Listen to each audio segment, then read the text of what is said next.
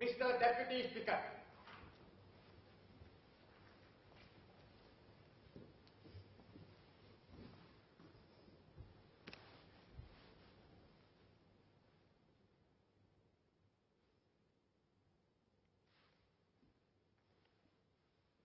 Order. Item 4, Insolvency, Restructuring and Dissolution Bill, second reading. Senior Minister State for Law, Mr. Edwin Tong. Thank you. Mr. Speaker, on behalf of the Minister for Law, I beg to move that the bill be now read a second time. Sir, Singapore's debt restructuring and insolvency laws have undergone significant changes in the last 3 years, guided by the recommendations of 2 expert committees. Firstly, the Insolvency Law Review Committee in 2013, which conducted a holistic study of Singapore's insolvency and restructuring landscape. And secondly, the Committee to Strengthen Singapore as an International Centre for Debt Restructuring in 2016, which focused on strengthening Singapore's debt restructuring ecosystem. The committees together made close to 150 recommendations. On top of these recommendations, MinLaw also conducted further studies and received extensive shareholder feedback proposing other reforms. In view of the large number of complex legislative changes required to give effect to the recommendations and other reforms, a phased approach to implementation was adopted. Prior to this bill, in 2015, the Bankruptcy Act was amended to create a more rehabilitative discharge framework for bankrupts, encourage institutional creditors to exercise financial prudence when granting credit, and facilitate better utilization of public resources by requiring institutional creditors to appoint private trustees in bankruptcy. In 2017, the Companies Act was amended to enhance our corporate rescue and debt restructuring process to strengthen Singapore as a forum for choice for debt restructuring. The reforms introduce features adaptations from Chapter 11 from the US Bankruptcy Code and the UNCITRAL Model Law on Cross-Border Insolvency. I am pleased to report that the amendments to the Companies Act that came into effect on the 23rd of May 2017 have made a positive impact. In a little more than a year, close to 100 applications under the new provisions have been filed with the Singapore courts, which is a significant number within a short period of time. It is heartening that parties are taking advantage of the new provisions to seek better outcomes for creditors, debtors, and other stakeholders like the employees of financially distressed companies. Our reforms have also garnered attention internationally, including Singapore being recognized as the most improved jurisdiction at the inaugural Global Restructuring Review Awards in June 2017. This bill is the last phase of this current round of reforms and builds on the foundations laid by the earlier amendments. Taken together, these reforms ensure that our insolvency and restructuring laws remain progressive and modern. And the bill achieves this aim through 3 specific objectives. First, to promulgate a new single act, which consolidates the corporate and personal insolvency and debt restructuring laws into one place. They are currently found in 2 separate statutes. This has numerous benefits, including setting out common principles and aligning the procedures across the regimes under a single law, rationalizing existing inconsistencies, and minimizing current uncertainty due to cross-referencing across various pieces of legislation. And secondly, enhancing the clarity and accessibility of the laws for advisors and the parties involved. This will be welcomed as it removes the need to refer to multiple primary and subsidiary legislation. Secondly, the bill establishes a regulatory regime for insolvency practitioners. This will professionalize and raise the quality of standards of insolvency practitioners. Third, the bill also enhances our insolvency and debt restructuring regimes. In particular, the reforms continue the enhancement of Singapore's corporate rescue and debt restructuring framework that commenced under the Companies Act amendments last year. The latter introduced US Chapter 11 concepts into our English law-based schemes of arrangement regime, such as worldwide moratoriums, super priority rescue financing, pre-packaged restructurings, and cram-downs. This bill will further enhance the restructuring regime with new provisions such as restrictions on ipso facto clauses, which I'll touch on in a minute. Taken as a whole, these reforms benefit local businesses experiencing financial difficulties by providing them with more robust tools to rehabilitate, to get back onto its feet. Position Singapore as a forum for choice for foreign debtors to restructure, creating new and greater opportunities for our professional services such as the legal, accounting, and financial services. Third, create value for our economy by supporting Singapore's position as an international legal, financial, and business center through a strong restructuring regime. With that, Mr. Speaker, let me take the members through the key provisions of the bill. The bill introduces a new legislation that consolidates both the personal and corporate insolvency and debt restructuring laws. They're currently in the Bankruptcy Act and in the Company.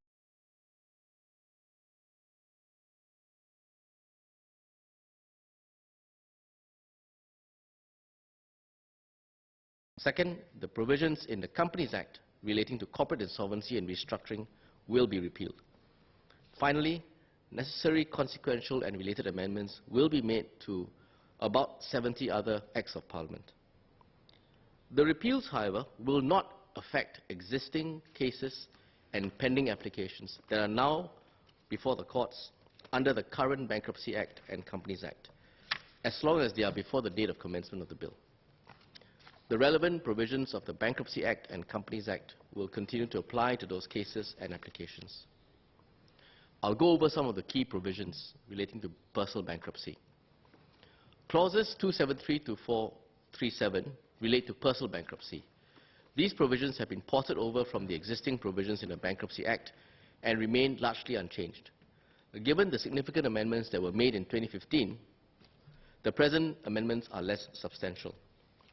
Of these cases paid out fully from their security, this change allows the trustee to have a more complete picture of the full extent of the bankrupt's assets and the liabilities early on.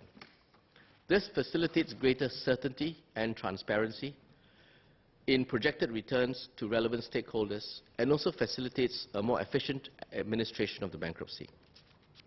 Next, I turn to liquidation, which appear in clauses 119 to 250.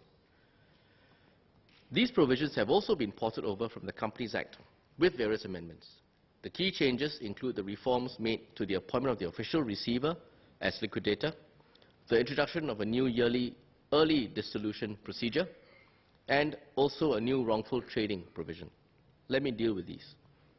Clause 135 sets out the circumstances where the official receiver may be nominated as liquidator in a court application to wind up a company. Currently, the official receiver is the default liquidator where there is no liquidator appointed by the court, or there is a vacancy in the position of liquidator in a court-ordered winding up. This is undesirable because there is no obligation imposed on the applicant to attempt to appoint a private liquidator, even where the company may have sufficient assets to pay for such liquidators.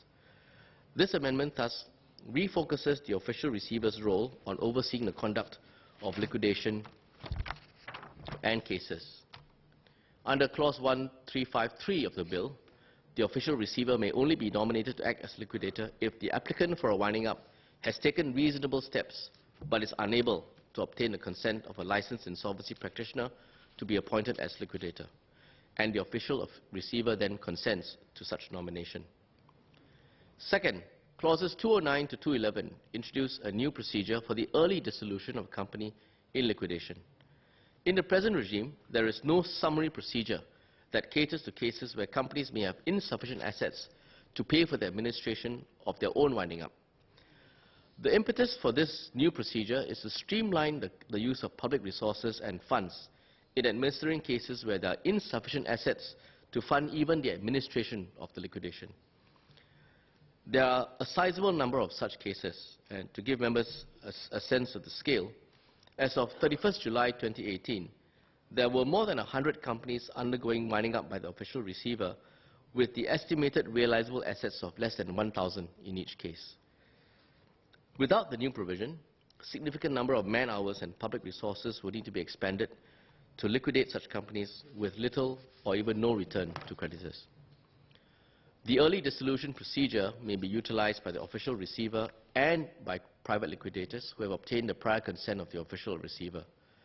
It may be used where the liquidator has reasonable cause to believe that the realizable assets of the company are insufficient to pay even for the expenses of the winding up, and B, where the affairs of the company do not otherwise require further investigation. In such cases, the liquidator may give notice to the creditors and contributories that the name of the company will be struck off the register and the company will be dissolved at the expiration of 30 days from the date of the notice. Relevant stakeholders who oppose the early dissolution may appoint a replacement liquidator or apply to the court for relief. So there is a consequence if one doesn't agree with the proposal.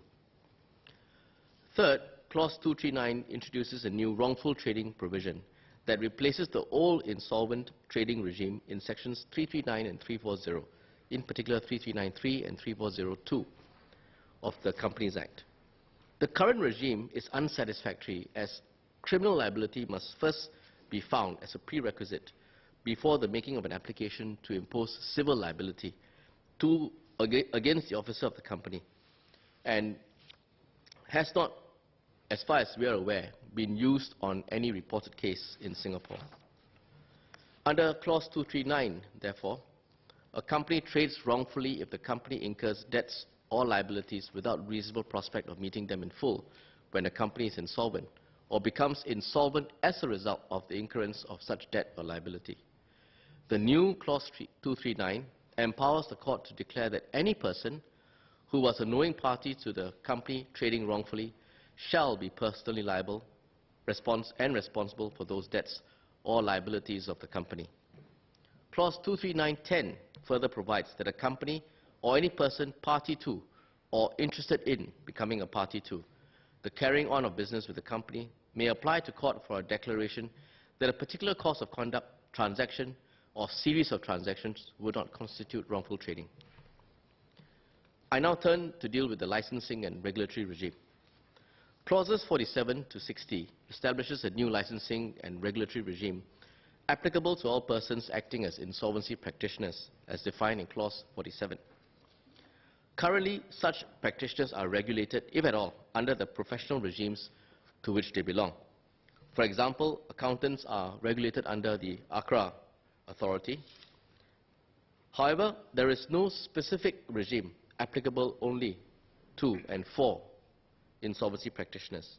And this has led in some cases to undesirable situations where either a liquidator or a judicial manager whose conduct has fallen short of standards could not otherwise be punished besides or beyond looking at that individual's own professional licensing regime. So it's a narrower framework. To raise standards and improve accountability, the Insolvency and Public Trustees Office under the Ministry of Law will regulate more than 300 insolvency practitioners who will fall under this new regime. Its key features include, first, the licensing of insolvency practitioners who must meet minimum qualifications and prescribed requirements to obtain and renew their licenses under Clauses 50 to 51.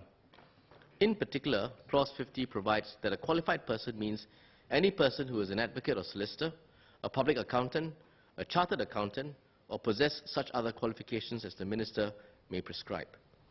And secondly, the investigation and discipline against insolvency practitioners for breaches of their conduct as insolvency practitioners under Clauses 56 to 60. I turn next to touch on the enhancements made to our debt restructuring regime. A successful debt restructuring avoids liquidation and allows the company to get back onto its feet, continue its business as a going concern. Compared to liquidation, this provides a better return to creditors and also benefits stakeholders such as employees who get to keep their jobs and trading counterparties who rely on the company's businesses.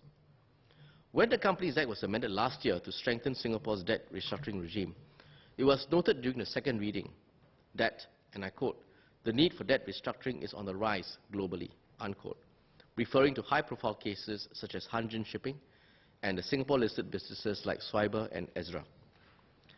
Since the passage of those amendments, several more high-profile cases illustrating the need for an effective debt restructuring and rehabilitation scheme have been in the news, including well-known names like Toys R Us in the US, Noble, our own Hyflux, and Namchang. This bill further strengthens our debt restructuring regimes for the rehabilitation of companies in financial distress, while including appropriate safeguards to balance the interests of stakeholders. With this in mind, I will touch on the amendments to schemes of arrangements first, followed by judicial management, and then finally the restrictions on the ipso facto provisions. In respect of schemes of arrangement, the bill makes two amendments. First, Clause 64 re-enacts 211B of the Companies Act with a new subsection 12B. Clause 64(1) gives the court the power to make one or more orders restraining certain actions and proceedings against a company on an application by a company that has proposed a compromise or an arrangement with its creditors or intends to do so. Clause 64(8) provides for an automatic moratorium of not more than 30 days to apply upon the making of an application under Clause 64(1). The new Clause 64(12)B provides that neither an order by the court under 64(1) nor the automatic moratorium under 64(8) affects the commencement or continuation of any proceeding that may be prescribed by the regulations. This amendment empowers the Minister to prescribe by regulations that the commencement of specified proceedings or the continuation of specified proceedings, or both, is not affected by the moratoria. The intention is to apply this power in a targeted manner where necessary, in particular with respect to writs for an action in rem against a vessel. The current practice, as I understand it, is that for urgent cases, in rem writs and applications for leave are filed simultaneously, and the Supreme Court Registry accepts such filings with the court, thereafter deciding if the claim may proceed. The power under Clause 64(12)B will be used to provide that the first step of the filing of an in rem writ is not itself impeded by the moratoria. And this is in order to preserve the claims against the vessels, because time runs or stops running when you filed the claim. However, leave of court under Clause 64(1)(c) or 8(c) will still be required to continue with such proceedings. A similar provision is also inserted at Clauses 65(7)(b), 95(3)(b), and 96(5)(b). Second, Clause 70 empowers the court to approve a scheme of arrangement despite there being dissenting classes of creditors, provided that the scheme is fair and equitable to the dissenting class. This reenacts clause or section 211H of the Companies Act, but with one key difference. At clause 70, it's a long run, clause 74, bracket B, sub 2, bracket big B. It's symptomatic of the extent of the omnibus. That persons subordinate in priority to the dissenting class must not receive or retain any property of the company. So the words "of the company" is added to make that clear. It clarifies and confirms the position outlined in Parliament last year when this provision was first introduced, or rather was introduced in the 2017 amendments, that the crammed down provisions introduced were not concerned with adjustments to shareholder interests. Turning to judicial management, Clause 94 is a new tool which seeks to allow a company to place itself into judicial management, provided the creditors agree to it and support it in doing so. Currently, a company may only enter judicial management by a court order. Clause 94 provides an alternative mode of entry into JM in cases where creditors are supportive. The aims of this provision is to minimize the expense, the formality, and the delay in such cases. And the expedited procedure will allow the company to focus its resources on rehabilitation. It must be emphasized that once the company is placed into JM, the judicial management process will then continue in the same manner and under the supervision of the court, regardless of how the judicial management was started. That's obvious because it's a judicial management, with the courts having oversight. Clause 99 and the first schedule provide for the powers of the judicial manager, including a new power at paragraph F of the first schedule, to assign in accordance with the prescribed regulations the proceeds of an action set out in that paragraph. Judicial managers are provided certain powers under those provisions set out in paragraph F to bring an action in court to unwind prejudicial transactions and avoid acts detrimental to creditors. For example, where errant directors have entered into a transaction to transfer assets of the company to a third party for no value or no valuable consideration. Currently, a majority of such actions may not be pursued, due largely to there being a lack of financial resources. These new provisions allow the judicial manager to assign proceeds from such an action to a third party in exchange for funding of the action. This new avenue of funding may increase the likelihood of such an action being pursued. This will in turn benefit stakeholders by providing higher recoveries if such actions are successful. This new power is similarly provided to liquidators in clauses 1441G and 1771A. To avoid doubt, these new provisions are only intended to provide for the assignment of proceeds from such an action brought by the judicial manager or liquidator. This is not intended to affect other funding arrangements that are allowed under common law, such as funding for causes of action that belong to the company as its property, and funding for the investigation of potential causes of action for financially distressed companies. Clause 102 reenacts Section 227I of the Companies Act, which provides that the judicial manager of a company is deemed to be the agent of the company. But in Clause 102, it omits the imposition of personal liability on the judicial manager. Let me explain. The present regime imposes personal liability on judicial managers for contracts entered into or adopted by the JM. Although the JM is allowed to disclaim personal liability and usually does so.